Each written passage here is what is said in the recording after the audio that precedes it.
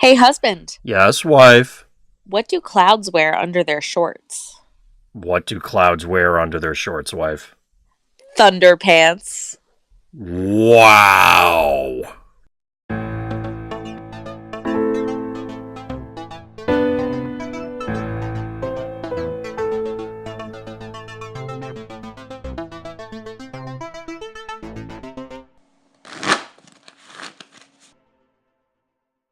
Welcome back, ladies and gentlemen, to Random's Thoughts. I'm husband, And I'm wife. and we're back to talk to you about Lightseekers because I guess spoiler season, if you weren't aware, is officially in full swing. Yes, it is. And there are some super spicy cards this time around, wife. Yeah, and we're not even talking about the April Fools. Okay, so let's take a moment and talk about that, because I really do want to talk about that. I will openly admit that I readily forget about April Fools as a grown adult. Yes, I don't know. Every year. So it's not that wife doesn't usually play pranks, and in my friends group, we don't. April Fools is not a thing. We usually just bust each other's chops no matter what day it is. It doesn't matter if it's April Fools. I am aware of being on the internet as far as April Fools go. So I think that the Play Fusion team did a really cool job, because here's the thing. If you haven't seen it, pause the recording, go look up their tweets or their Facebook posts or whatever, wherever they happen to post it, for the 3 revealed cards, which actually had artwork. Like, they revealed the actual cards later. Yeah. And those cards, I was actually really interested in playing with those cards. They didn't stand out to me as okay, this quite clearly would never happen. It actually looked to me like these are really weird Johnny cards. Try and build a weird combo so that this thing interacts or does, except for the one that got me at the end. And by got me, I mean, it started pushing me to say, this doesn't seem right, is the automatically win. Yeah, the one where it's deal 30 to yourself. If you're not dead, win. Because I looked at that and I'm like, that actually doesn't seem very challenging to accomplish. Yeah, it definitely doesn't seem challenging to accomplish. We have seen cards like that in other games where it was like, well, and that's the thing. Do this weird thing, and then you win.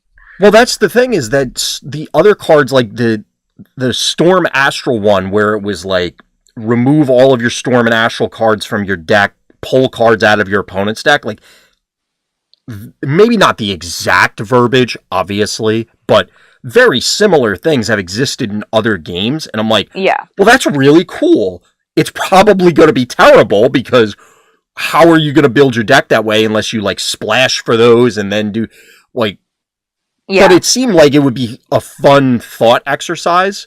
So I almost was disappointed when those cards weren't real. I kind of was too. But I'm excited about some of the other reveals that Seriously, we have so going on. The Dread Mountain one actually was like, wow, that card's actually really solid. Nothing stood out to me as, okay, that card cannot exist. It was just, that's a really strong card. And since all of the cross-order combos are going to be going the way of the Dodo anyway, it was like, oh, well, this is a solid way for them to reintroduce some of these, even if some of them were a little kooky. Yeah. I should have downloaded them to put them on screen, but like I said, if anybody out there has not seen these, definitely go check out their stuff. I don't have them readily available, and I don't want to pause all of this so that we can go get them. So it was actually really cool, and like I said, they did introduce the real cards later on, and we're going to go through those. So one of the other cool things that we're going to get to towards the end is now Lightseekers and Play Fusion are bringing in some community members to reveal cards, which is really cool. Yeah. And so we have one person we know, one person we don't know. Yes. Personally, who have revealed so far, and it's kind of exciting. Tetra revealed some, and husband helped me with the name. It was Access Deny, who I'm not familiar with. So Tetradamus is a regular. You've probably seen his name both on the ladder and in other various places, streaming this game. Access Deny, it was specifically mentioned in the reveal post that these were from their stream. I don't know if it's a him or a her. I'm not familiar with who this person is at all. But it's really cool that in general, PlayFusion is involving the community in this fashion. It's always really fun to get those sort of things. And I wanted to specifically call attention to it for a few reasons. One, if we talk about anything on here today, previous shows, or any future ones, and we miss someone, I apologize in advance. It's, you know, as we're prepping for the show, I'm making every effort, and that's why I want to call attention, because these people were fortunate enough to get a reveal. I think we should mention their names and give them some marketing, some attention. Yes. So both Tetradamus and Access Deny, congratulations on the reveals. I like the cards, but we'll talk about them at the end. So, like I said, I wanted to call attention to it, give them a shout out, an additional 15 minutes of fame. Not that we have a whole lot to add, but also, again, they got this privilege. I think it's important to give them the recognition. And if we make a mistake going forward, it is an honest mistake. If we it really is. If we mistakenly attribute something to PlayFusion when it was really another streamer or something, I really do apologize. Let us know. We'll try and make a correction on the next episode or in the notes or whatever to try and cover for it. Yes, we are two very sleep-deprived adults who will make mistakes, and we're going to try to not, but, you know, exactly. Happens. So, I think it's important it's one of those, a rising tide raises all ships moment, where everybody helping each other gets more people interested, it creates a more positive environment, and blah, blah, blah. And as I said, rising tide, it's going to lift everybody up at the same time, in both the content creators as well as the game and the community as a whole. So that's why I want to make sure to call this stuff out. You're not going to get this whole long spiel every time that we do this, but I will make it a point to try and call out whoever it is when we go through it. Sounds good. So with that, we get down to the nitty-gritty? Let's get into it. Now, these are not in any particular order. I tried to group them by order, but not necessarily, they're not like going in card number order or anything like that. So we're just going to dive right into it with Daybreak Brawler. All right. So Daybreak Brawler, first thing, I really like the artwork. Again, it's another Creeble, but that is a tough looking dude. He's going to mess your day up. Yeah, you're going to have a bad day. And this isn't, I'm going to meet you in a dark alley with this guy, because clearly he's fighting in the daylight. Yes, obviously. In the snowy daylight. Yeah, that guy's got to be cold. I mean, I would imagine. He's just angry. He's angry. His anger fuels him. Anyway, I like how he's like essentially has no clothes on, but he has fur-lined gloves to keep his hands warm. Well, that's what gets cold first, wife, obviously. Yeah, I guess. Okay. Obviously. I don't really know what the bandolier is for. I'll be honest, I guess it's holding up his belt. Like it's half a suspender. I don't know. Yeah, I think so. It would be too much raw, bare-chested Creeble otherwise. Yes. I guess. He's got to have a little bit of cover. Got it, otherwise, get a little wild. Anyway. Yep. So, Daybreak Brawler, as we mentioned, it's a Creeble. It's a solar buff, XX5. Rotation damage to your target. If your last discarded card is Lunar, your target discards one card from their hand and one from the top of their deck. Otherwise, discard one from the top of your deck. This thing, to me, so obviously we have a very large Creeble focus in this set. So yes, that gives it a point in its corner. It definitely does. 5 is a not insignificant amount of damage, although you have to wait for it. So it's, I'm not super sold on that. I don't really care about the mill, but the fact that it pitches one out of their hand is not insignificant. Yeah, I think that's the part that I like the most about this, because it's, and we've said it before, it's not like it's terribly hard to draw cards in this game, but, you know, it is hugely disruptive, though. Like, Yeah. it can be super disruptive. Yeah, so, like, having to discard a card really can change multiple turns. It's also strictly notable. because you Go have to ahead. draw and waste all those actions. Exactly. It's also notable that it's discard in a faction that typically doesn't get it. So, you have stuff in Mountain or Storm where it's discard. It takes it out of their hand and shuffles it back in their deck. Astral, Yeah. I don't believe really has a whole lot of these effects.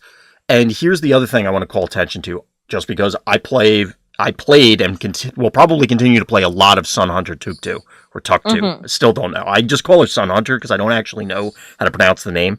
But anyway, imagine if you were able to reset this thing.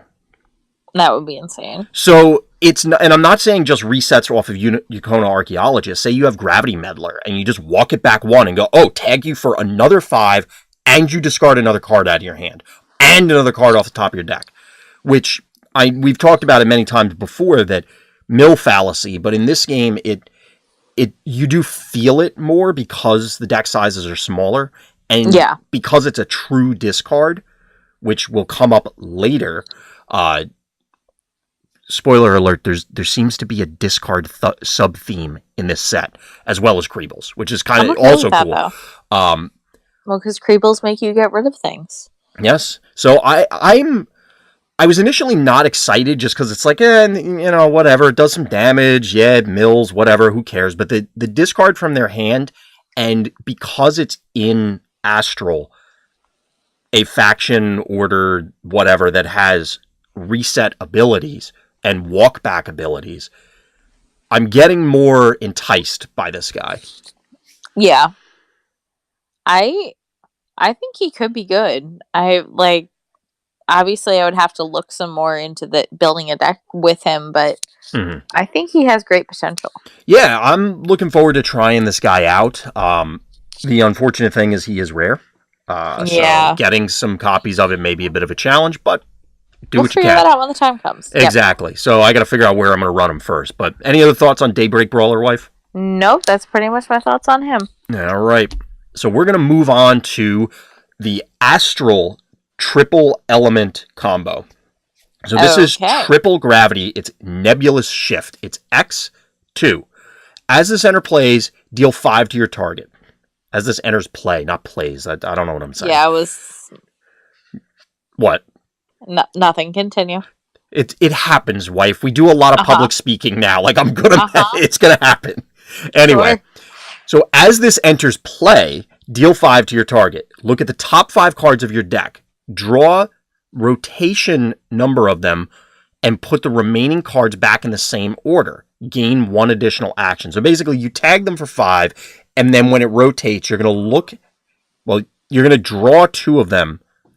Or you look at the top 5, draw 2 out of those 5, put 3 of the others back, and then you get an extra action. That's complicated to think about. Yeah, it is a little complicated, and it's a little awkwardly worded, I feel like. Well, I don't think there's really any better way to phrase that. No, I don't think there is either. I'm just saying. Yeah, I think this is pretty good, but the triple element requirement... gravity is... I hate triple gravity. Well, that's the only thing that makes me not terribly excited about. Well, do you not like it because it's triple gravity, or do you not like it just because it's triple anything?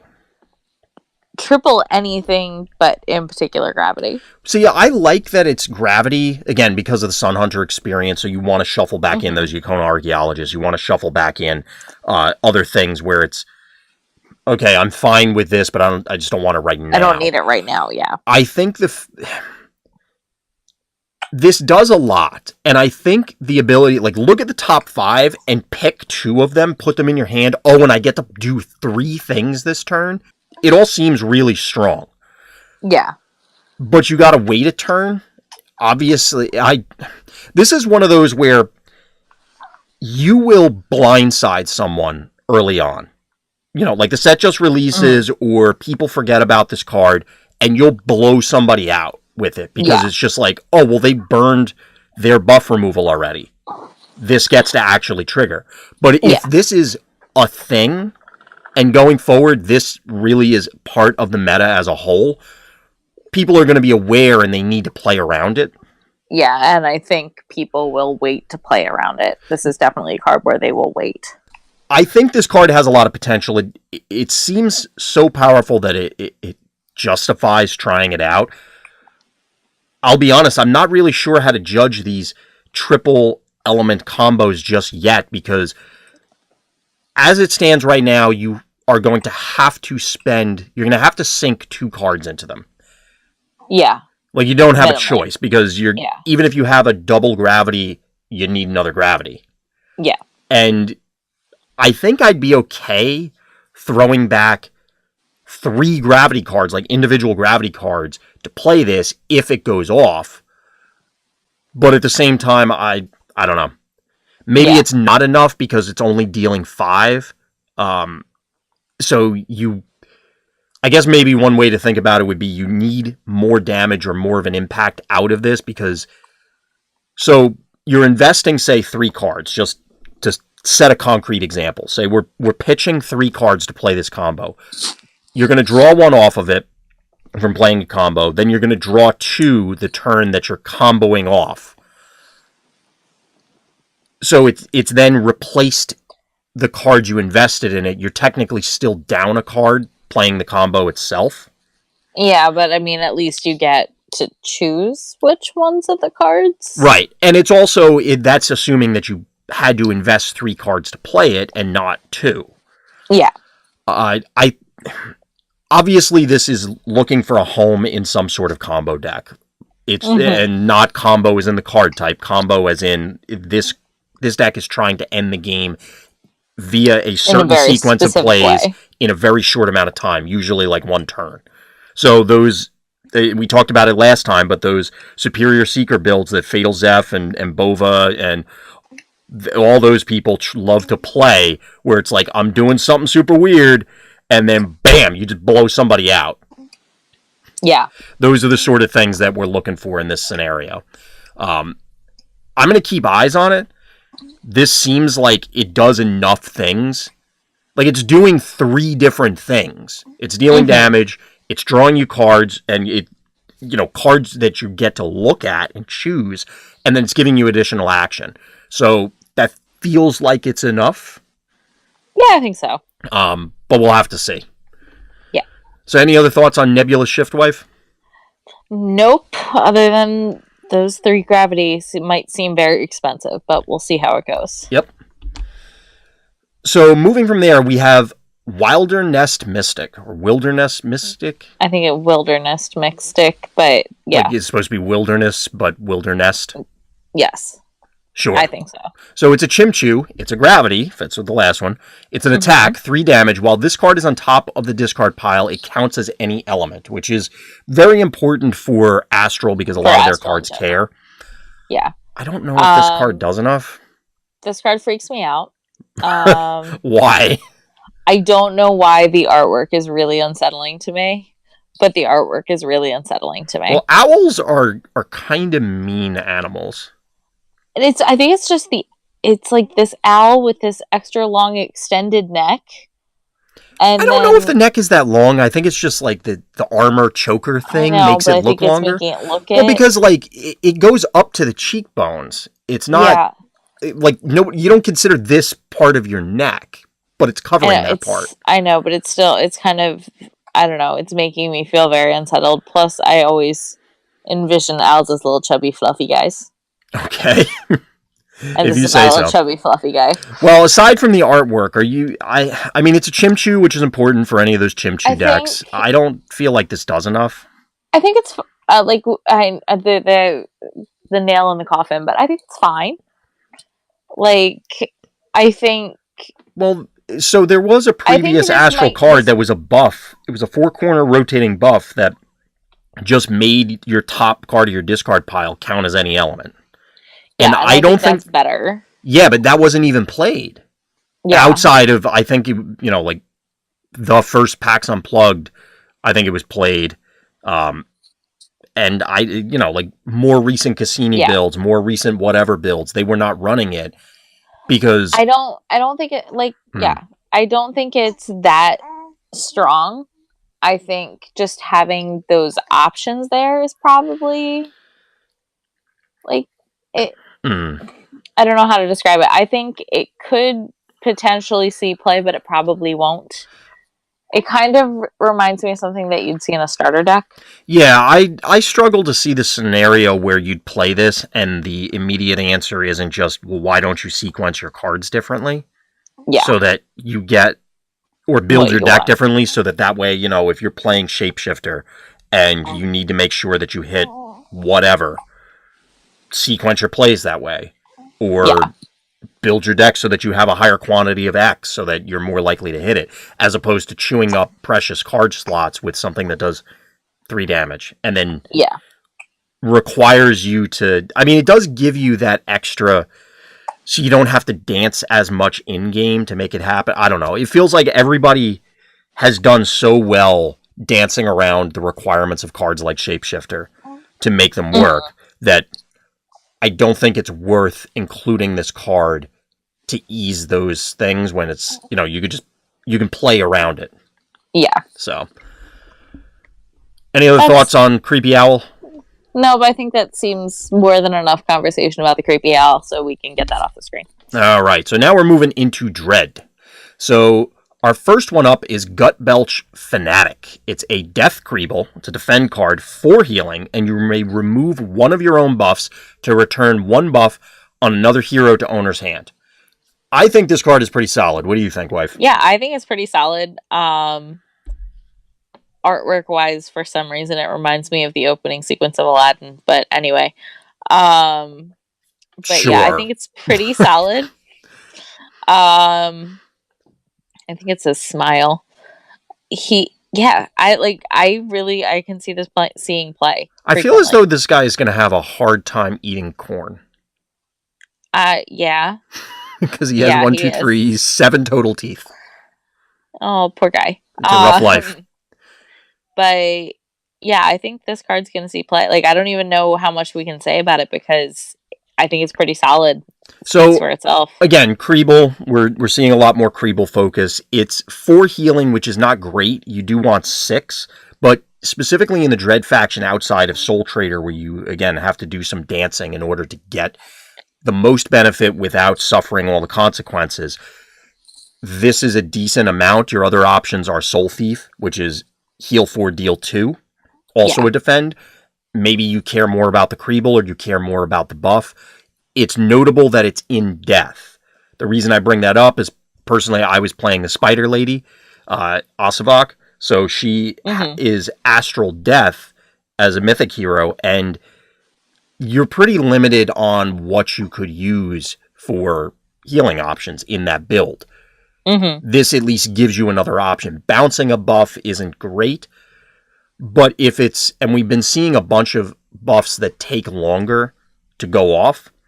If the meta starts to shift that way, resetting it and causing your opponent to have to waste 3 more turns just replaying it and then letting it tick, maybe that's fine. Obviously, Warp Toad saw play, but that was on the back of being able to, you know, do other stuff. You know, like bounce your own Soul Traders and things. I don't know. I like him. The only other thing I'd add is I wonder if we're seeing a conscious effort to start walking back some of the damage and healing. We haven't seen a new heal 6 card that I can think of in a while. Yeah, I think we are seeing a conscious effort to walk back some of the damage and some of the healing. And I've kind of thought that for most of the reveals of this set. Yeah, it's something to keep in the back of your mind because it is... as we've mentioned many times before and other people have spoken about, the grand reset of the rotation / retirement / whatever, I forget what the official term is, but basically a bunch of old cards are going away. And part of the reason, maybe the major reason, maybe the only reason, is that, let's face it, a lot of them overshadow a lot of newer options simply because it constricts design space when it's, okay, well, the bar has been set here. Anything below it, we don't care about. And if you go above it, it's now... It gets ridiculous. That's painful power creep. So... Yeah. I'm curious if that's the case. If it isn't, that's fine. I still think this thing's pretty decent. We'll probably see it show up every once in a blue moon sort of thing. Unless, again, this becomes the option, or in conjunction, you run 3 of these and 3 Soul Thieves, and okay, that's your healing suite. Yeah. We'll have to see. Moving from there, we have one of our new dread combos, and it's Shackles of Undeath. So it's got a really cool name. Yeah, it's you just think that because you're thinking of A Christmas Story. I am, but let me. So it's a 4-corner combo buff: 2 death, a poison, and a shadow. 2, 2, 2, 2. 2's on all corners. Reduce damage. 2. What? Sorry. Anyway. I just had to say 2's a bunch of times. Okay. Reduce damage received by rotation plus the number of undead buffs you have in play. And rotation healing. I think this is a pretty solid combo. I mean, I think it's solid. It airs on a little expensive to me. Well, that's what I was about to say. Especially because you need to have these undead buffs in play. But if you have, to spend 2 undead, but you have to spend 2 undead to play it. Well, 2 death, but or 2 death to play it. But so part of one is you can a single undead buff. Let's assume you only have 1. It's a bone wall that's also healing you every turn, and it lasts longer. If you have 1 other buff, that's a good find. That's perfectly acceptable. Yeah. I think the fact that it costs 4 is a pretty significant hindrance. You're already going to be running Raising the Dead, which is power level way beyond this. Mm-hmm. And I'm not sure that. So there are other dread healing buffs that you could be running that don't care about the number of undead buffs that you have in play, and as a result, it's just like Shadow Form or something, also another 4, but it's I don't know if you absolutely have to have this. I think it's okay. Yeah, I think so. I was thinking about this before. I think this is one of those cards, because it costs 4, that you keep in your deck to pay for your other combos, and every once in a while you play every once in a while you might actually use it. That's kind of what I see this card being used for. I think that's reasonable. The problem is Undead's in a weird spot as a family when it comes to combos because of what it requires for Raising the Dead versus the way a lot of the good or currently good undead buffs align themselves. And by that I mean what elements. So we'll have to see. I'm not really sure whether this will see play. I do like it. I think the effect is good enough to see play, assuming there is an absence of anything better, I guess is the way I'll put it, which may sound weird, but to me there's a difference between a card is bad and it's just not going to see play because it just doesn't do enough. There's no way. A card could also be made bad because everything else is just a step above power level, but the card itself is okay. It's a semantic distinction, which in the end probably is irrelevant because a card will become unplayable in either of those scenarios. But it's something to keep in mind as new cards come out, as new things, as the meta shifts up and down, that, okay, this card that was bad because of these other cards being good, those cards are now bad because of reason. This card can now rotate up, as opposed to the truly garbage ones that don't see play because they're just, they're 4-cost combos that do virtually nothing. Something like that. So, I guess I'm not super enthusiastic about Shackles of Undeath, but I could see it making an appearance. Yeah. Our next one is not a combo, it's an attack, a shadow attack, and it's a Creeble. It's the Shade Hoof Scapegoat. Shame. Yeah, that's exactly what it is. It's 4 damage. If this card is discarded by a card effect, deal 2 damage to your target. This sort of effect does exist in other games, and this is... I don't remember the sequencing for when these reveals came out, but If you weren't aware that there is a discard-based sub-theme, this should give it away. Because, like, we've seen a bunch of cards, but this one is, okay, it does something else when it's discarded. That's got to start setting off bells in your head.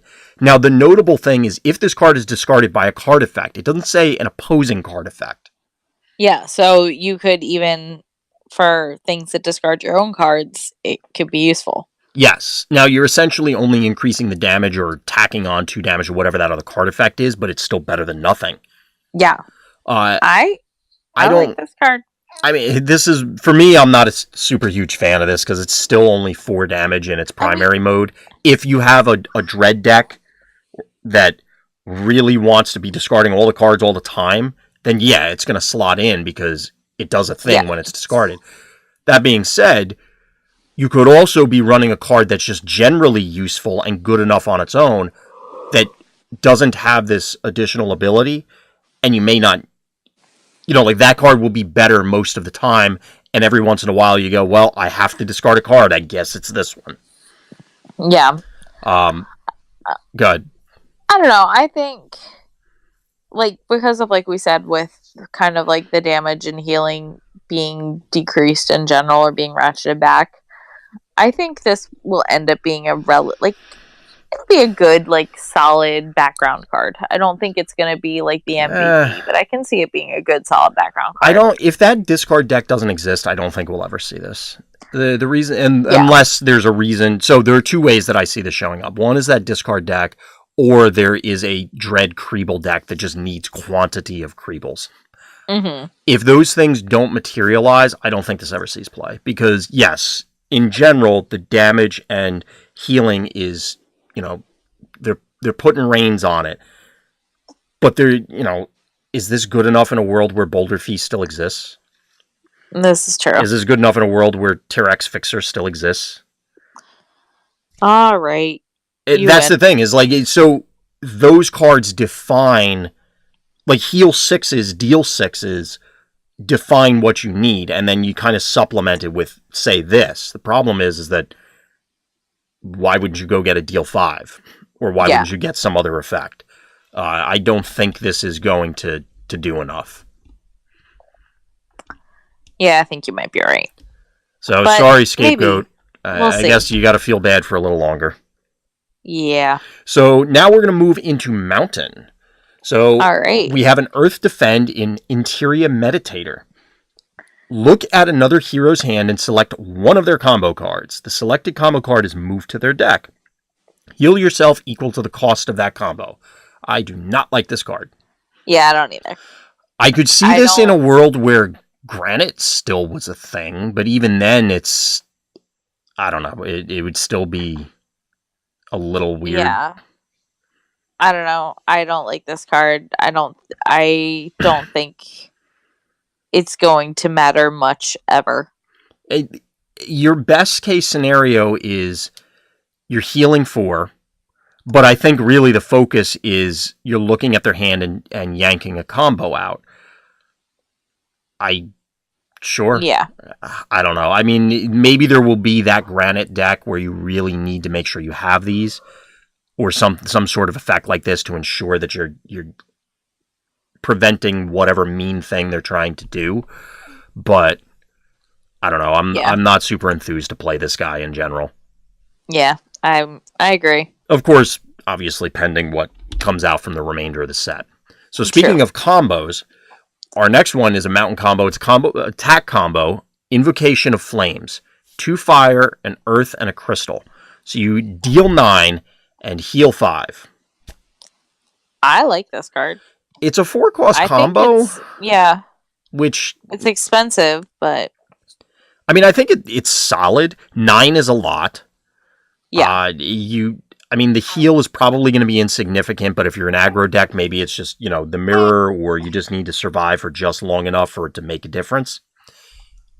I think it's playable. Yeah. I'm not going to be super excited to open it as my combo rare. No, I wouldn't be super excited for that either, but I think it's playable. I think it's solid enough. I think the artwork's pretty cool. Yeah, I knew you would like the artwork. Mr. Mortal Kombat obsessed. I knew you would like the artwork. I guess, if you want to call that Mortal Kombat. It's Mortal Kombat E. If you say so. I don't know. But yeah, I think this is solid enough. It's verging on the expensive side, but I think it's solid enough to see play. Yeah, if an aggro mountain deck exists, or even, another granite, speaking of, just like we were talking about the last card, if another granite-esque deck exists and it needs that, heavy hitting combo, this is a thing. You can still now you could run multiple 9 damage combos plus a 12 damage combo. You can pour on a significant amount of damage, but again, the 4 cost part is problematic because without Dolo to fuel it, I think you're going to be hard pressed to do it. And here's the other part, because it requires double fire. We've mentioned this on previous shows. Fire as an element is just kind of bad right now. Yeah. Pending, of course, new stuff, and we're I'm more than willing to change my opinion on it, presented with new evidence. The problem is that right now there are very few fire cards that I'm like, yeah, I want to run that. There are a few, but not a whole that lot. Many. Yeah. So it can often become very challenging to get those fire cards because, say Magma Spitter, you want to play that. Yeah. Sure, you could invest it in a combo, and I don't think that's a problem, but it's not. So to hit the double fire, you either need to be heavy fire focused, like you have a ton of fire actions, or you need to have other double fire combos to help pay for it. But if you have other double fire combos, clearly you're already heavily invested in fire, and like we said, there just aren't the quantity of fire cards that you want to play. Yeah.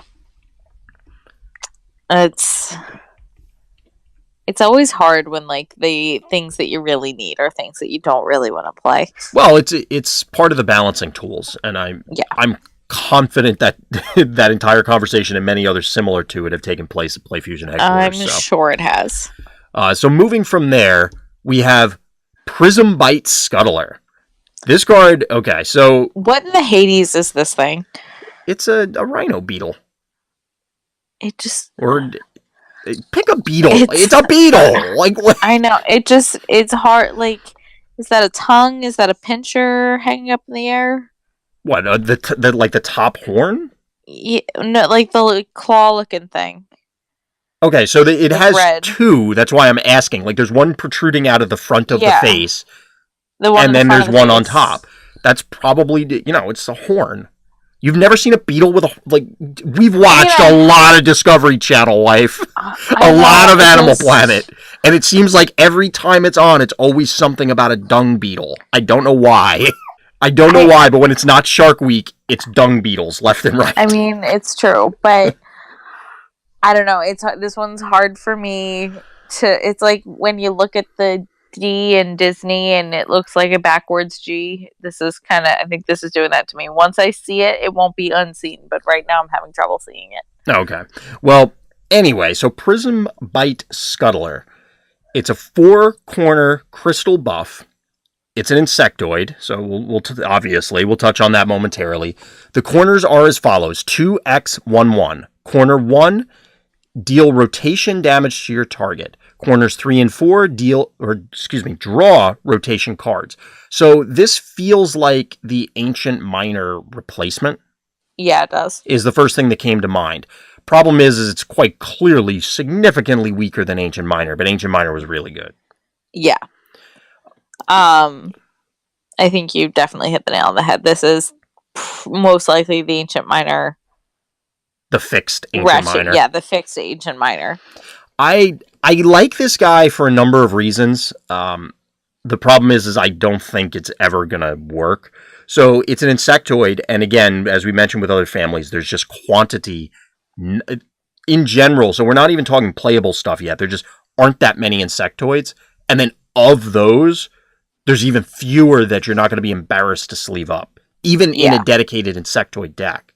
Now, the fact that it's in the mountain order makes it a little more complicated because it's not, obviously there's a bunch in nature, there are ones in other factions, and I don't know if I was always reaching toward mountain for what I wanted to include, but it's a good sign that they're showing up in other places, because then you can, maybe that's where you go with it. And I know there are other ones, although I can't think of them off the top of my head. I'm pulling up the card database real quick. So stall wife. Did you know? I got nothing. So the only other red one right now is Rubble Roach, which is really bad. Like, I don't like that one at all. But it also fits that theme of it does a thing, it has some X corners in there, and then it does things on the back end. So that one's 3xx5, and it's then damage, blank, blank, heal. Which, I mean, yeah. Now, again, I'm looking at things that are going to be standard legal, so there may be other ones, but those are the only ones I care about. Obviously, the vast majority are green. You have a couple in yellow and purple. You got one token orange one. I don't think this is going to draw me into Mountain right now for an Insectoid deck, but maybe. Like I said, I do like this card. It might be the precursor of things to come, but yeah, I agree. Yeah, I like this card, but I don't think it's good enough. I don't think it's good enough on its own. I think it's going to depend on what we see coming down the future. Because I don't think you're ever going to... You might... So you're going to deal 2, draw a card. Like, that... Who cares? Yeah. It's deal 2 and replace itself. Like, that's not good enough. So yeah, I like it. I think it's cool. I don't think it's going to get the job done. Yeah. So moving from there, we have some more recent reveals. And, wife, here's where things start to get a little bonkers. So we're now moving into our cross-order, multi-order, whatever you want to call it, cards. Now, this one does bear a special note. It is supposed to be a combo defend. Even though what you're looking at, if you're watching it on YouTube, it does say combo buff. The PlayFusion team indicated that this was, I guess, an old file for the card. Yeah. So we're looking at Ancestral Communion. It is an Astral Mountain combo. So we're getting cross-order combos like we had talked about before. Choose a category, then reveal the top 4 cards of your deck. You may play any of the revealed action cards of the chosen category without stat restrictions. Draw the remaining revealed action cards. This card is insane. Yes, it is. This card is straight up nuts. Yeah. So, like I said about that Sun Hunter build, right? This is going right in there. Because it's I'll main buff and dump 4 buffs into play. I whiffed? I'll just draw the cards. How about that? This may be, if not the strongest card that's been spoiled yet, it's definitely in like the top 4. Yeah, I was thinking that earlier, that this is arguably the best card so far. Yeah, I'm pretty sure it's the best card revealed. It's also going to look fantastic as a foil. Yes, it is. I would debate even playing it for a foil. So here's the only negative thing I have to say about the artwork. Why are there not 4 bears? Because it's Goldilocks and her 3 bears? Well, so here's something that just from playing a lot of card games, a lot of the more recent years, there's been an effort to like align the artwork with the card text. So that it's like, oh, well, this thing does 2 things. So we're going to have 2 things in the art. No, so there's the guy sitting there. Yeah, but he's the one communing with them. He's not the ancestors. I feel like there should be 4 ancestors. I mean, maybe, but I'm okay with him being the 4th revealed. So if I had any artistic talent, I feel like this also becomes like, one of them is Baloo. One of them is... one of them... Wait, no, you gotta do all the iterations, so it's gotta be Baloo, Little John, and then whoever he was in Bedknobs and Broomsticks. Oh, yeah. That would be really cool. Yeah, that would be fun. I want to know... Okay, time out. How many listeners / viewers out there even know what Bedknobs and Broomsticks is? I bet you there's Let us know. No, because that movie, wife, you're pretty old, wife. Like, you're getting up there. First off, I am 4 years younger than you. So you Secondly, claim. So you claim, Lestat. you know what? If I was Lestat, I would have... Anyway. Yeah. We'll end up really digressing. Yes, we will. That'll be like an hour conversation. Anyway. So back to the ghost bears. Yeah. So... Look, you better have Ghostbusters on speed dial, because I bet you people know Bedknobs and Broomsticks. But anyway, I think this is going to be really strong. This card is, like, I love it. And we're going to get to a spoiler shortly where we're getting a new red-yellow hero. So you're going to have multiple options to play this, which also I think is cool that, and maybe I'm going out on a limb here, but I'm going to assume that we're going to get this cycle of mythic heroes are going to line up with the cycle of cross-order combos, so that it's kind of, we got a Astral Mountain hero, so we got an Astral Mountain combo, or vice versa. And then, hopefully, if we get a Storm Astral combo, we're going to get a Storm Astral hero, that sort of thing. Plus, they're also, I think they hit all the combos already, short of like the arrangement of elements, but they've already gotten all of the actual orders covered, so we're due for some overlap. Yeah. But anyway, so they could have easily gone the opposite, where it's, okay, well, you had to have old hero, but I think it's good that it's in set, that you have the conjunction of the two. But anyway, as far as this card goes, I don't know if there's much else to say about it. Do you have anything else, wife, other than it's really good? No, just holy crap. Can't wait to see it.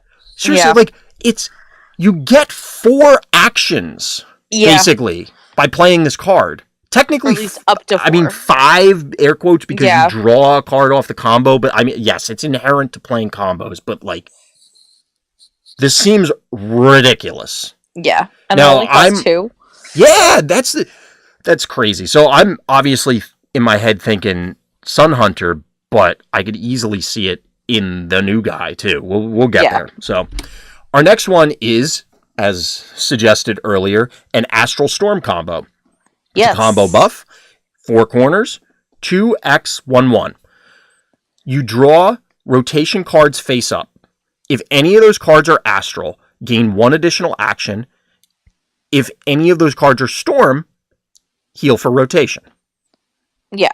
So this, by the way, was one of the April Fool's cards. So I had to think about it for a second. I'm like, wait, did I put the right one up there? Hurricane Lurpa. Yes. April, in case you didn't catch the joke. You mean like you? Well, remember, I didn't even look at the name, I'll be honest. I didn't even look at it. I just read the text, and I'm like, wow, that looks really cool. He sends me a text being like, dude, the reveals for today are insane. Yeah. Like, it's April spelled backwards. It's telling you that look, you're lucky that I even know what month it is. Like, clearly I didn't know what month it was, so what year it is, whatever. Like, yeah. Anyway, we already did that whole spiel. So this card, thoughts, wife? I don't know. I can see it being useful. I like the idea of getting an additional action. Well, if your deck... So, let me try and sell you on it. Okay. Let's assume your deck is primarily Astral. Yeah. So, 2/3 or more Astral. The turn you play this, it's draw 2 cards, gain an additional action. Yeah. Every other turn from there... you can try and set it up, but clearly this wants to be splashed... splashed into Astral, not the other way around. Yeah. The healing is whatever, who cares? Like, it doesn't, unless there's some loop like the Moss Armor thing that was going on with Phase Shift, then who cares?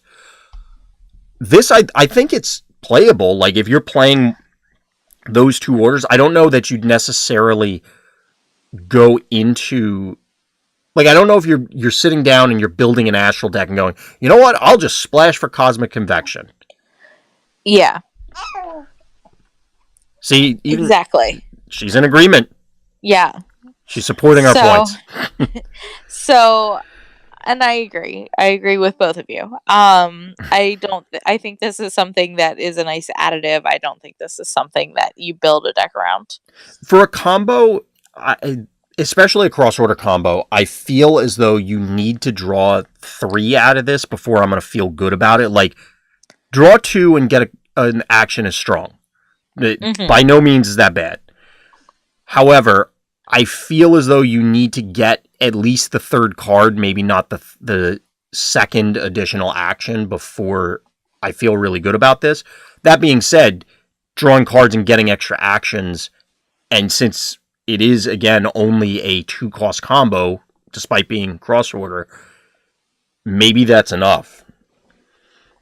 And it could be. I don't know. I feel like this is one of those cards I'd have to see in action before I believe if it's that great or not.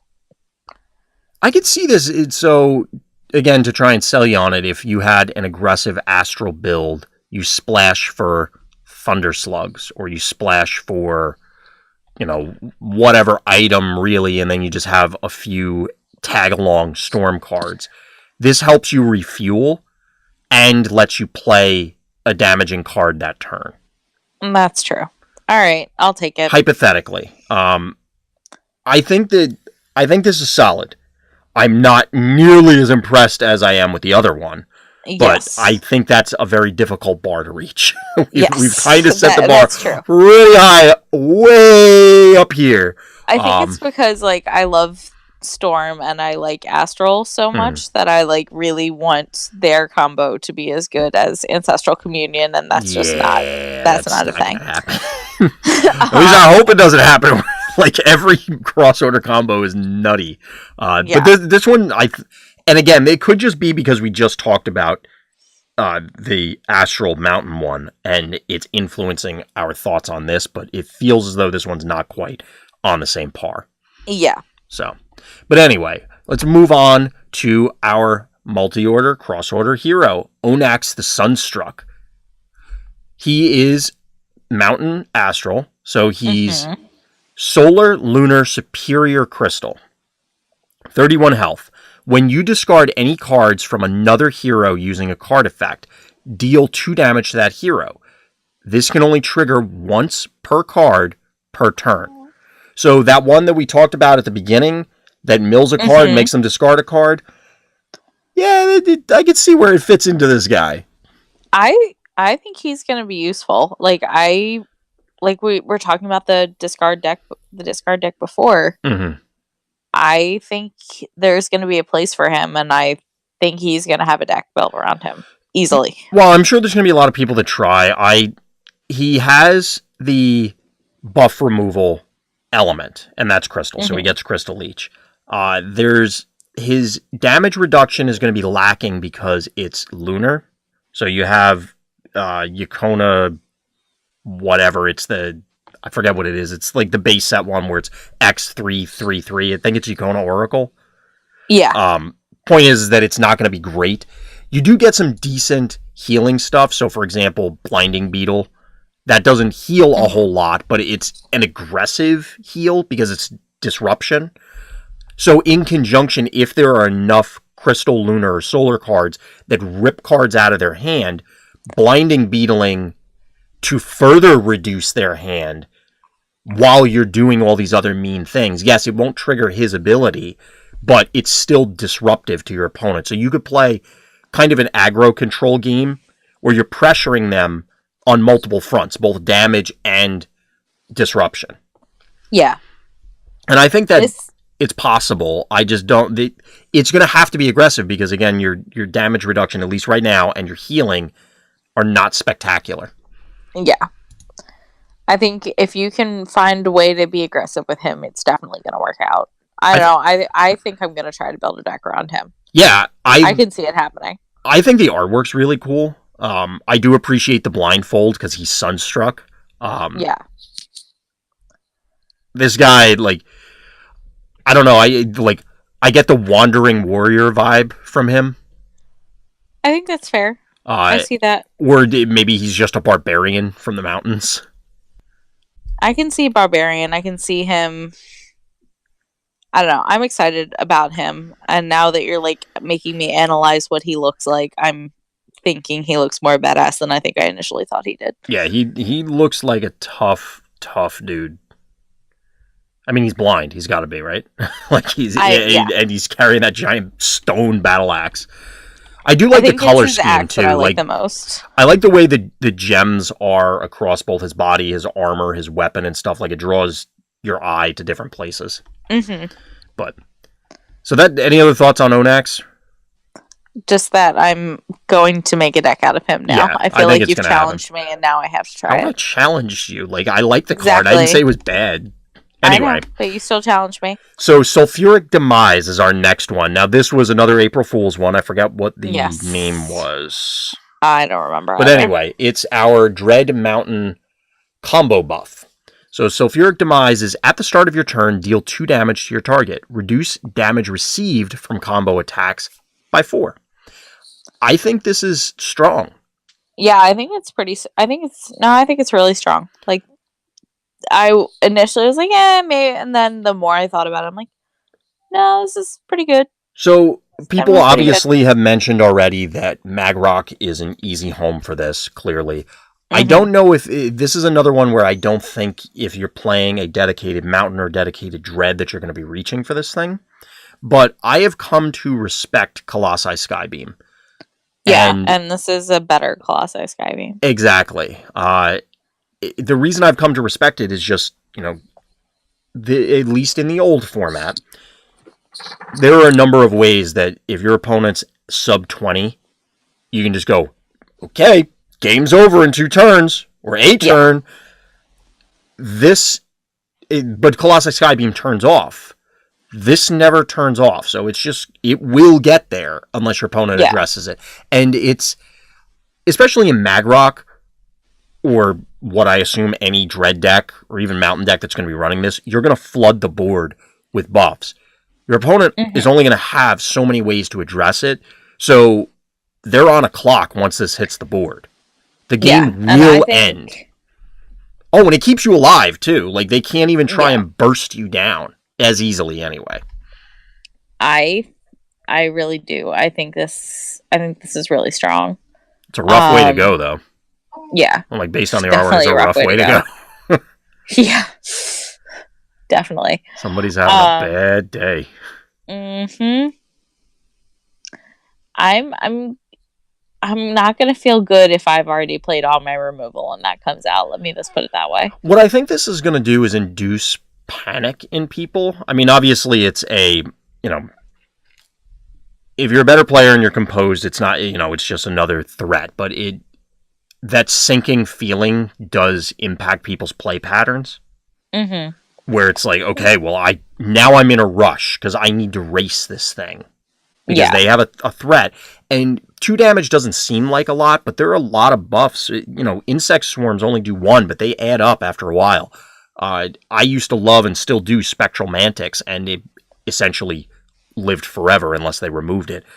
Yeah. Abyss Tentacle, I mean, granted, they will trigger multiple times, but even just chipping your opponent down with 2 a turn gets them to it pushes them to a certain point, and then your opponent starts to panic because it's, okay, I have to do something.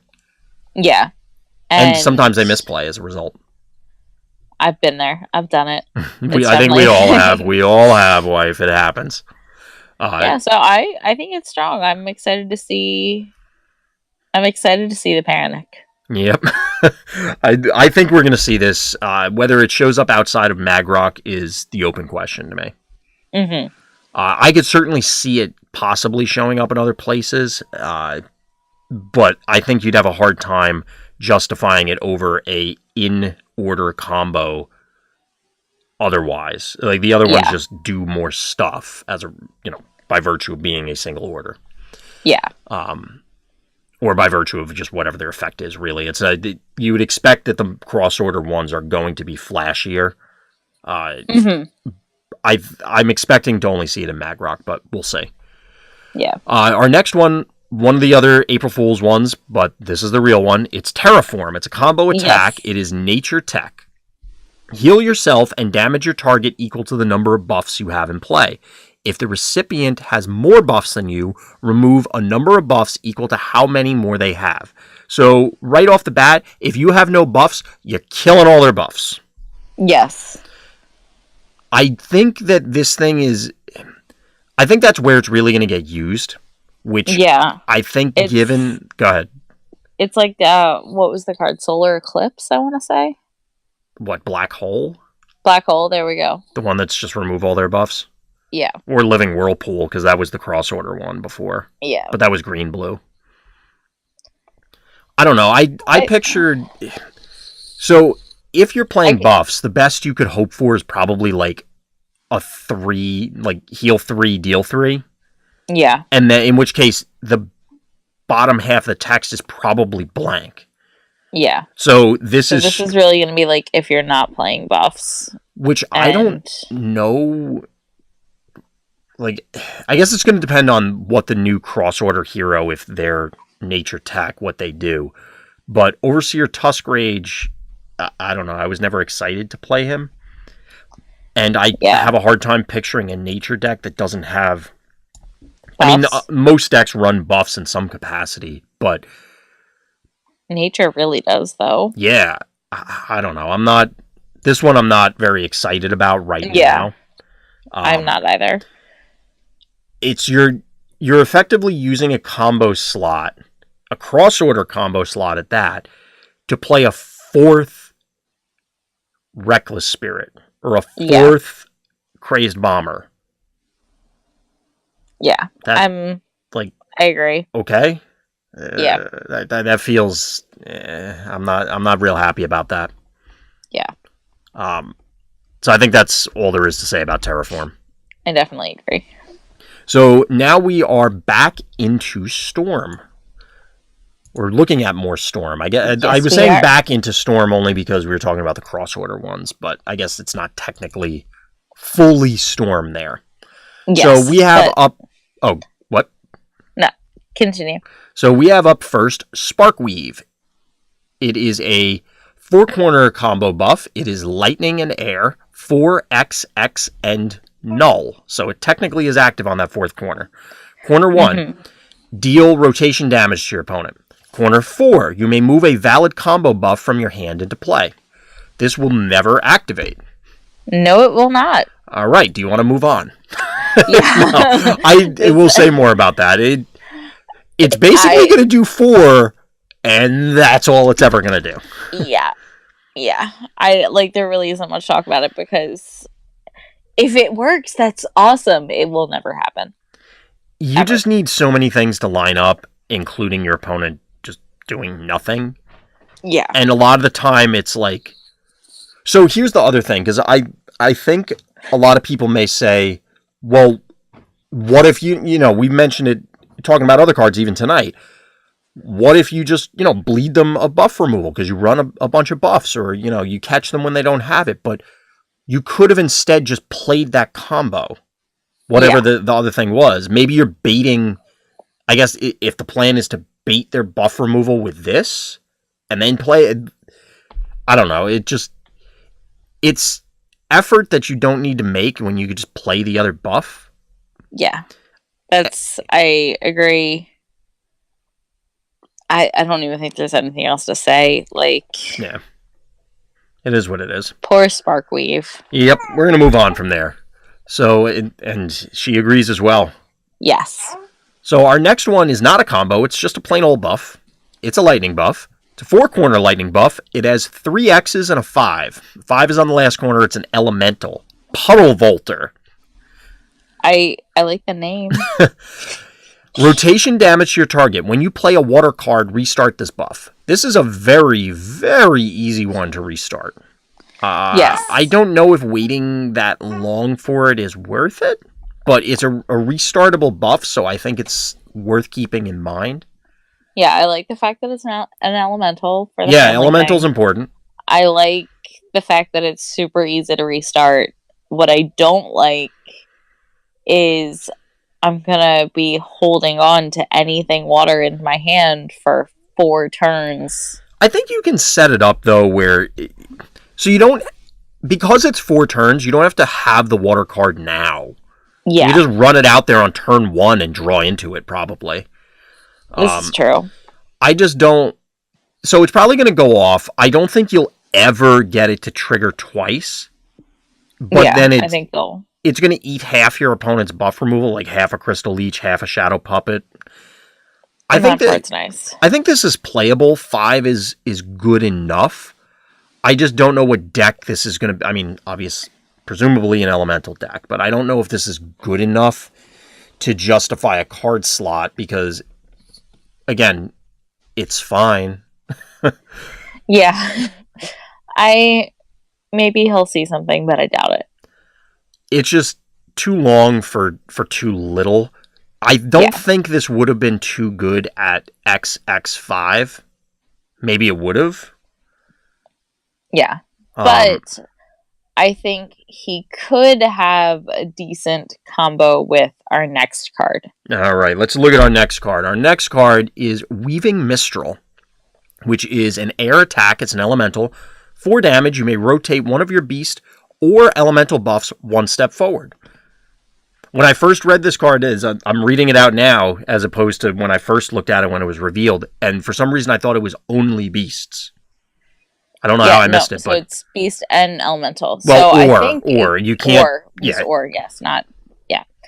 So I think it's possible with Puddle Volter. They could there's the obvious synergy there. There are a good quantity of beasts in Storm. And shout out to Scott. I've played him multiple times, and I know he was running this on stream a while back. What is the Storm hero that... So we're looking... I'm checking the database real quick, everybody. So it is a Shento. So it's when you play 2 beast cards in 1 turn, you may rotate one of your action buffs 1 step forward. This can only trigger once per turn. So basically, he had a bunch of interactions to try and get buffs off before they were supposed to. So Draga Scorcher being one of them. And he would splash it into this Storm deck, try and pop it, and then do some other cool stuff. I think, like you said, something along those lines where this adds a redundancy to the rotation effects. And 4 damage is, I guess, good enough. Yeah, I think it's a solid damage. It's not insane, but it's a sturdy little damage. So the way I'm looking at it is, it's a weaker Storm Shaman if you can do it properly. I mean, I guess it's a significantly weaker Storm Shaman depending on what you pair it with, because you may have to jump through additional hoops to make sure it rotates and triggers on the appropriate turn. But it's also one that does something on its own. So for anybody confused by what I'm saying is, Storm Shaman was an old Storm buff that was X4 and then would buff all your damage the turn by the rotation. So it would buff everything by 4. Basically, you're adding 4 damage to whatever beast or elemental buff that you're rotating. Mm-hmm. Assuming you're rotating, or of course you could just fling it for 4 damage. So if you look at it in that light, it's not an insignificant damage buff. Like 4 is a good chunk. So, we look at the last card and you're dealing 9. Yeah. Especially if your opponent thought they had 1 extra turn to address it. Yeah. I think that's going to be a major part of it, is catching your opponent off guard. Yeah. Yeah. Again, it's going to be contingent on seeing enough elemental and or beast buffs to say, yep, I want to include things that specifically only interact with them. I could see it. It's another one that's in the pile of I could see it seeing play, but I'm going to lean towards we're not going to see this card. Yeah. I do think it's cool artwork, though. I think it's cool artwork, too. Yeah. Though every time I read it, I keep saying mistrial. Sure you do. We're going to go to the next one now. Yes.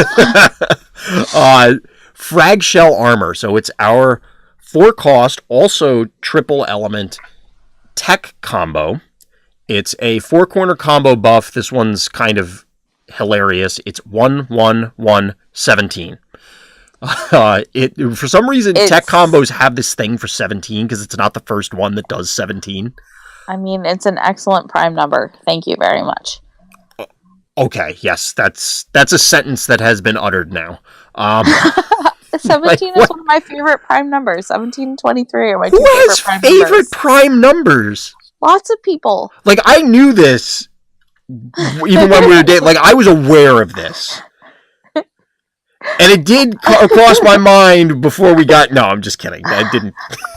I like prime numbers, and 17 and 23 are two of my favorite prime numbers. I don't think that's we're not digressing on this because it's just going to amount to why? Because I like them. Why? Because I like them. Okay, sure, whatever. Anyway, so frag shell armor, triple explosive and mechanical. So super expensive, which makes sense because it's dealing 17 damage, except it's never actually going to happen. So corners 1 to 3, it's reduced damage received by rotation, so 1, and then corner 4, tag them for 17. The only way I see this scene play is if you do some weird combo to dump it into play and or rotate it all in one turn. Yeah. Like playing it and waiting, like, for example, Nuke has existed for a long time. And it costs also 4, but it's explosive, mechanical time. And it's blank on the first 3 corners, so I'll give that to frag shell armor. But then, and it also removes all buffs in addition to doing 17. So it had a little bit more going for it on that end. But I don't think I've ever seen that card actually played. Like in play. Yes, I've seen it in deck lists, but I've never actually seen it played. Go ahead. It's another one where it's like, okay, this is good to pay for your other combos, and then maybe if you have, already used all their removal, you play it, but at that point, why aren't you just doing something else to win that makes you win faster? Well, but here's the other thing. But you clearly are playing an explosive deck. Yeah. What do most explosive cards do? They help you deal damage. So are you ever gonna play? Yeah. When do you have 3 explosive cards? Like turn 1, and it's like, oh, I'll sink 4 cards into this, and they go crystal leech it, and you go, well, let's shuffle up for game 2 because I have no cards in hand. And we lost Zuna, who was one of the better. I mean, yes, you still have Tempest, but then Tempest is not superior explosive. I get that, Zuna had to go, but yes. Zuna was someone superior. Who took Zuna to nationals, Zuna had to go, but Zuna didn't. Yeah. I just don't. I don't know. We've spent a lot of time talking about a card that we don't like, so we're gonna move on. Yeah. Let's talk about Giga Blender instead, which is a hilarious name. Yeah. So it's a defend card. If you look real closely, you can kind of tell what some of the other things that are going into the blender are. Like their other cards, like Clockwork Construct, I think is this one at the top, maybe. But anyway. Yeah. So it's a machine, it's mechanical, it's a defend, and it's 4 healing. You may discard up to 3 cards to increase the healing by 2 for each card discarded.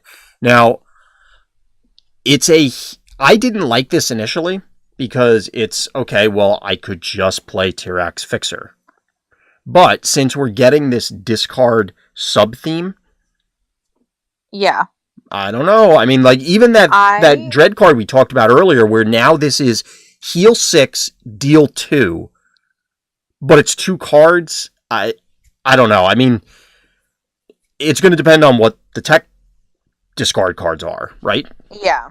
I think it's definitely going to depend on that. I think this one, depending on what we find out, I think this could see play. Well, it's going to... I can't see it seeing play outside of those discard decks. The reason I'm saying that is, yes, you could heal 10 off of this, and it's an action card, not a combo, which is notable. Mm-hmm. Like, that's a lot. But now you have sunk 4 cards into that. You haven't... Like, you're not going to have a hand. Yeah. And yes, you may survive, but it's going to take you so much time to refuel to do anything that I'm struggling to see this being valuable unless you're getting value off of the discarded cards by virtue of being discarded. Okay, fine. Talk me out of it. Why were you so excited about it? Hype me for it. Hype me on this card, wife. Honestly, I think I just got sidetracked by I could discard and then I could do funky, crazy combo thing. Oh, I agree with you. I got so enamored by the crazy combo thing that I didn't take the step back to think about what it might actually. I mean, don't get me wrong. If like the tech one is when this is discarded, blow up a buff, and then there's another tech one that's like draw a card, or, even Yeah. something simple like, okay, I'm fine with that. Like that, then I'm looking at Giga Blender and going, sure, I might sleeve you up, but right now, we don't know what those are, and the So only it one could that be with the next one. yes, so the up to this point, the only one we've seen is deal 2 damage, and like, Yeah. okay, are you gonna play a card that says deal 2 damage, like just deal 2, like that's No. so. Let's move on to the next one, see if it gets us in. So this is Makeshift Reactor. It's an explosive buff. It's a location. When any of your cards are discarded by a card effect, store them under this card. When 3 are stored, deal 7 to your target, discard the top 2 cards of their deck, and expire this buff. I'm still not incredibly excited by the last card. Yeah, I'm not incredibly excited by it, but I think, maybe. Now, again, it I is don't know. your own card effect, so obviously it'll work with that other thing, but now it's 5 cards to deal 7, heal 10. That sounds like a combo, but you've lost these cards permanently because they're discarded, not shuffled in like a combo. You're not drawing a card off of the combo. It's just like people are going to try this. Like this is going to be a thing. I don't feel like that's worth it. Yeah. I mean, I think you're right, but maybe it'll work. Well, if we get a whole bunch of whatever that dread card was, which I already forgot the name of, let me find it real quick. The Shadehoof Scapegoat. If we get a whole bunch of Shadehoof Scapegoats in tech, or even then if there are, because this doesn't care what order the card is. So hypothetically, you could just splash for either this into the other deck or all of those other cards into this deck, and then you just try and get all the triggers. Maybe that'll be a thing. And I'm not saying that that is a inherently weak strategy, because obviously this is a mechanic that is being supported in the set. Maybe there won't be the quantity of cards you need, just because it happens with every new mechanic. Some of them are good, some of them are bad, and if the good ones aren't strong enough to carry the day, you just don't have the quantity of cards because it was only in this set, not in the other ones. Yeah. But it just, I don't know. Deal 7, heal 10 is pretty enticing. But is it enticing for 5 cards? Yeah. Like 5 cards. 5 cards. Yeah, it's expensive to live the dream. If you think about, and again, this is old world, but you could have instead had 12 damage, heal 12. Like play 2 deal 6s and play 2 Boulder Feasts. Whatever. It doesn't matter. I don't know. Yeah. Maybe it's me. I think I want to see somebody try it to make it work, but I think you might be right. It's expensive to live the dream of the crazy combination. Well, to me, it's not necessarily so much about the cost, and don't get me wrong, that is, of course, important. The bigger issue to me is that the payoff isn't there. Yeah. Like, if this thing did 12, yeah, sign me up. I'd probably do that. I'd sink 5 cards in to deal 12, heal 10. Like, that seems reasonable. And you could do it in one turn, because it's slam this, slam the other thing, pitch your cards, and then that's combo level. Like we said, the problem is that you're not replacing like you do on a combo, the draw at end of turn, and you're also you're losing those cards permanently because they're getting discarded as opposed to them getting shuffled back in, which again, mill fallacy, and I know plenty of people that are going to bust my chops about it, but yes, there is that consideration depending on what the resources you have in hand are. And it's just that it has to be big because your entire hand is gone. Yeah. 5 cards is a lot of cards. Yeah, it is. So that's mostly what I'm thinking. Like, you are really wasting your entire hand for this. All right, let's move it on. All right, so we're now going into the cool stuff that we talked about at the top. which is we're getting into player reveals. So these were issued to specific players. You can check out their Twitch streams. I know Tetra is still streaming. My understanding, based on the Facebook post, is that Access Deny that's where the cards came from, was their live stream. Again, I'm not familiar with them, so I'm going to have to look them up after the show and see if we can track them down. But anyway, I actually liked a lot of these cards overall. The first one we have up is Lush Lost Behemoth, which is... excellent name. Difficult to say. I think it's excellent to say. So it's a 4-corner buff, XX56. It's a beast, and it does rotation damage to your target. Your target draws 1 card. I am of 2 minds about this, wife, so let me kick it to you first. Are you excited by this guy? I think if he works, he's great. I think 11 damage is a lot. Is going to be 11 damage is a lot. I don't really care that much that I'm letting them draw 2 cards. I just don't know in what world I'm actually getting the 11 damage unless I have something that helps my things rotate a little bit faster. Well, so here's the thing. Beasts, from playing a lot of Farapang, is a buff-centric or buff-focused deck. So you're going to have a lot of buffs, so it's entirely possible that you can drain them of their buff removal, A. Now, again, if beasts become a thing, and this is a cornerstone of the deck, people will be aware, and they're probably not going to be as anxious to pop your vicious Scale Fangs in place of this. But here's my question for you, aggro player. You played Looper, right? Yes, I did. Looper was deal 6, your opponent draws a card. Would you play a weaker Looper that said deal 5, they draw a card? Probably not. Because Old World land, but this is New World. And that's the decision point, I think, on this. I don't think it's unlikely that you're going to get the first corner. I think it's exceptionally unlikely that you get the second corner, but if you do, the game should be over. Yeah. You've done 11 with just this thing, and that's assuming that you don't walk it back a step and deal another 5, because there are a variety of ways that you could pull that off. Yeah. Not necessarily in a Farapang shell, but across a number of decks. You don't care how many cards they have because they're dead. Like, who cares? And I think that's the way you got to look at it is, if you're only going to get 1 corner, which I think is not unreasonable if this card is expected, and there's just not, again, because of the family or the family tag, if you're playing Beasts, there just aren't a whole lot of options. So your opponent can reasonably expect that you would be playing this, assuming it's considered good enough. If that's the case, you're probably only getting 1 corner. If you don't get any corners, you've lost nothing. I mean, you lost the action, but they haven't gotten any cards out of it. Yeah. So the question is, would you play a 5 damage Looper? I think in this world I would. I don't think I would in Old World, but I do think I would in this world.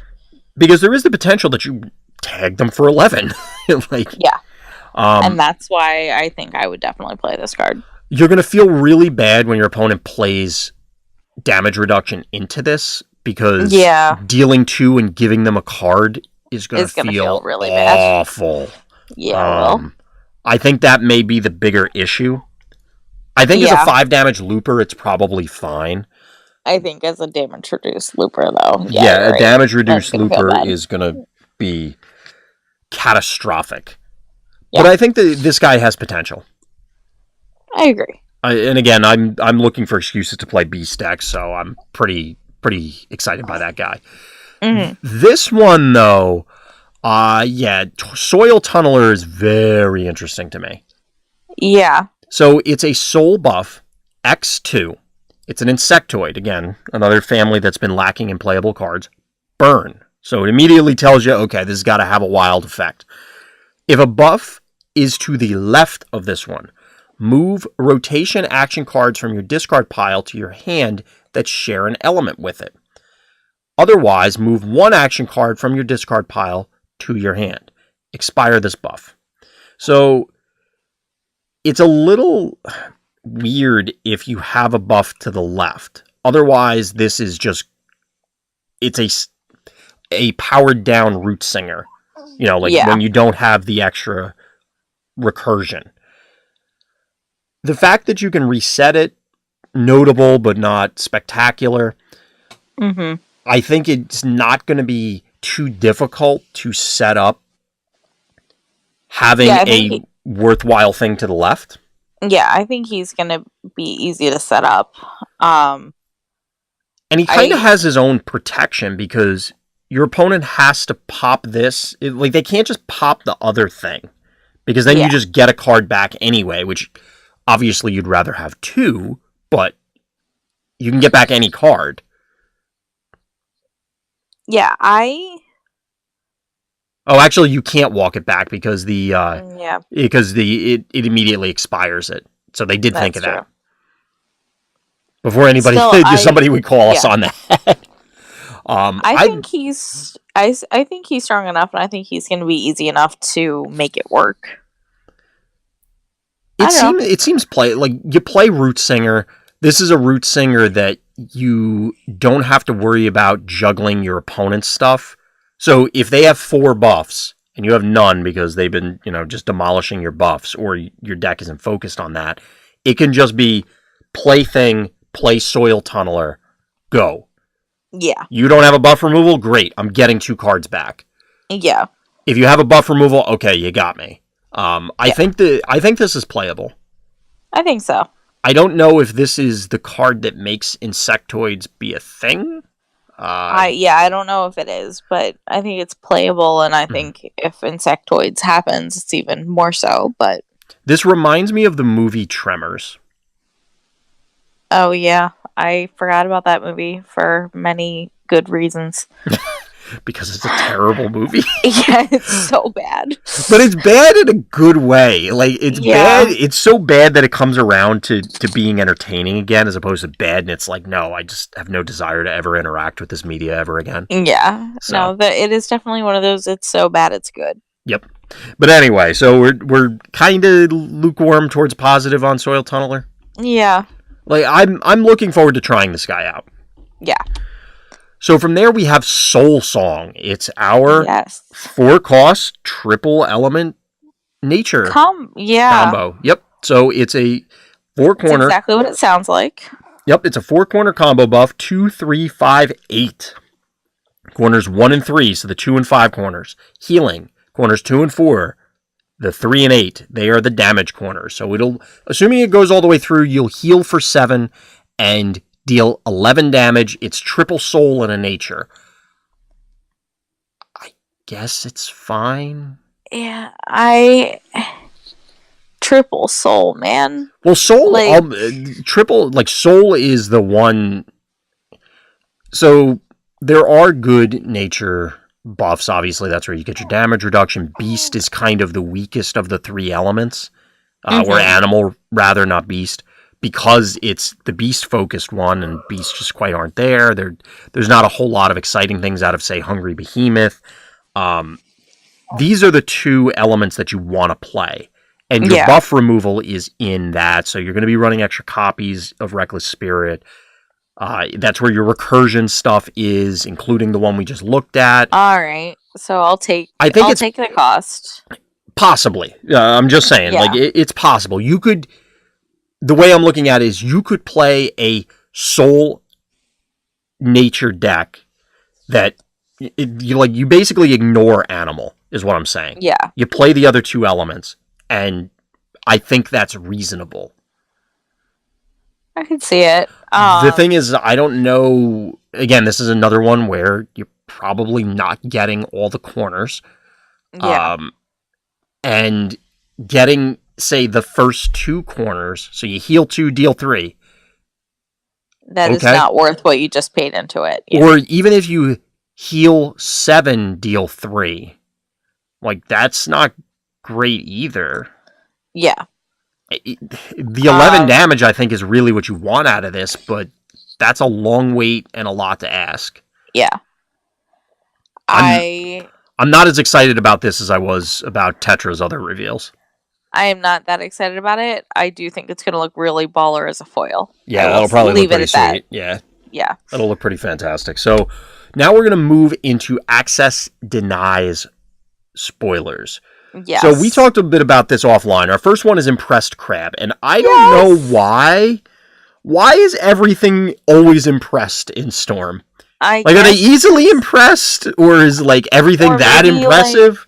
Maybe it's, they've been living underwater for a while, and it's like, oh my god, look at this stuff. I guess. I mean, that is a well-dressed crab. He is a very fancy crab. I like how fancy the crab is. So here's my question. So he's got a top hat. He's got his mustache. Is that a vest? The orange on the body? Or a suit jacket or something? I think it's a mixture of jacket/shell. Because I have a jacket. I mean, clearly it's part of the shell, but I guess it's supposed to provide the tuxedo motif. Yeah, I think it's a fancy vest. But here's the question. The follow-up question is, why are his claws orange? Because he painted his nails. Yeah, but don't judge his life choices. No. The right one looks it's just body coloring. That the pattern of the shell or the carapace. The left one looks like he just mangled somebody. A little bit. So, did somebody interrupt him while he was getting dressed and then decided to paint himself in what's left of the person? And he's impressed with his own handiwork? I don't know. I'm going to move on now. So he's 3 healing. Yes. So he's a beast. It's an air defend, 3 healing. As wife said, it's a beast. If your last discarded card is a combo, draw 2 cards. I'm not impressed with Impressed Crab. I'm not really that impressed with Impressed Crab, except for his spectacular fashion sense. Well, there's that. So, apparently you can't cross him either, because you never know. No. So the next one up is our triple element. Yay! 4 cost. Storm combo. It's Mist Form. It's a combo buff. It's 4 corners. It's 3/2/2/2. It is triple air and a water. Reduce damage received by rotation and reduce your combo cost by rotation. So basically there's a combo that pays for other combos, but you're going to have no cards in hand because you spent $1 million to play this combo. Yeah. Why? Yeah. I mean, there's obviously ways to cheat. I think you just summed it up pretty much in one sentence. Yes, there are ways to cheat it, but... Yeah, I mean, so, speaking, we even talked about great length last time, Commodore. Yeah. So, I mean, would you play this thing at 3? I probably would. Obviously, you're not getting the reduced combos by 3 on the first corner. Yeah. So, and I would think you're going to need 1, maybe 2 turns to refuel. So, reducing future combo costs by 2, if you paid 3 for this, might be okay. Yeah, I think this could fit with a Commodore deck, but we'd have to say. Yeah, I don't know. I'm not thrilled. My socks are still on. They haven't been blown off. Yeah.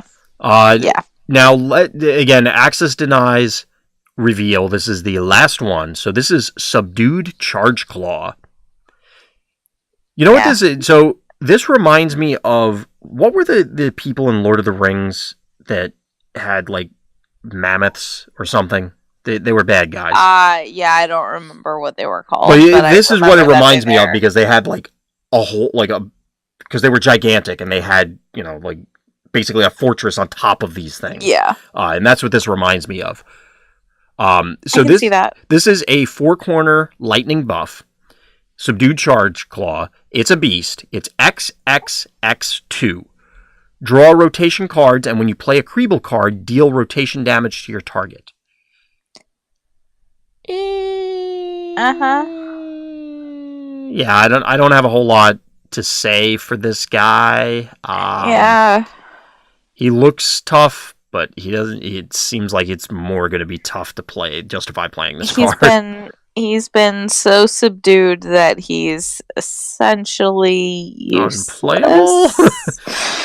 I mean, if we get a whole boatload of Creebles that say not only play another Creeble, but have ways to go get more Creebles, because remember, you can't play the same card multiple times in a turn. Yeah. Maybe, but even then, that's a lot of effort to deal like 4 extra. Yeah, like, okay. And I get, you draw cards like, oh, I drew some Creebles. I'll play some Creebles. So I get it, but it's like 4 extra. I don't care. You're doing that card at all. It's basically, you assume you're doing 4, which I know we talked about adding 4 to other stuff, but when we were reviewing rather Weaving Mistral earlier, but it's doing it in a different way, and that assumes that those Creebles are doing something of value, and yes, we're getting the Creeble focus, but that means are we getting enough Creeble focus that we're not just, oh, well, I need another Creeble to hit this threshold, I have to play X, and that card's kind of garbage. Yeah. I'm not super thrilled to run this guy, is where I'm going with it. I agree. And by not super thrilled, I don't think I'm ever going to play this guy. Yeah. Like in any capacity. Pretty much. So that actually concludes the spoilers for this edition. Obviously, we're going to be circling back once we get more. This was a lot of them. Yeah, it was a major chunk. Yep. And I bet you we have another couple major chunks coming up. Oh, yeah. I mean, as we started out with, we're in the full throes of spoiler season, and there's definitely, I mean, we ended on, I guess, a downer note, and I don't want to end on that, because there were definitely some things that got us really excited. Some ridiculous things, and I'm really excited to build some new decks. Yeah. I'm like, I just want to get back into deck building, and I want all the new stuff now. Darn Believe it. me. And even the things we were down on, so for example, Makeshift Reactor and Giga Blender, I still think they have a place. Well, like, there's potential for them to have a place. Well, that's exactly it. So where I was going with it is that there's the implication of some of the other cards that we've yet to see. There's the anticipation of, oh, well, maybe we're going to get that one card that now this theme is a deck, and it's a playable... Again, we're coming at this from a tournament caliber thing. By all means, that deck could be hilarious and awesome at the kitchen table, and there's nothing wrong with that. But we're coming at it with the mindset of, okay, are we going to compete with, well, they don't exist anymore, but the Dolos and Zunas of the world, or Cassinis, or Trianus, or pick whatever thing has been top 8ing, top 4ing, and winning various events. I think there's things that are going to spawn new decks. We've seen them. We've seen things that are going to slot relatively easily into existing decks and definitely bolster those. So I'm very excited to see what the remainder of the set brings. Yeah, me too. So any other thoughts, wife, before we sign off? I want it all now. Don't be one of those kids from Willy Wonka, wife. Don't be one of them. You got to be careful. You're going to turn into a blueberry or something. I'm excited. How about that? We are all excited, definitely. It's getting close to Christmas time, basically. Yes. So I guess that'll do it for us. I am husband. I'm wife. And please, thank you for listening. Thank you for watching, and please tune in next time for more Random Thoughts.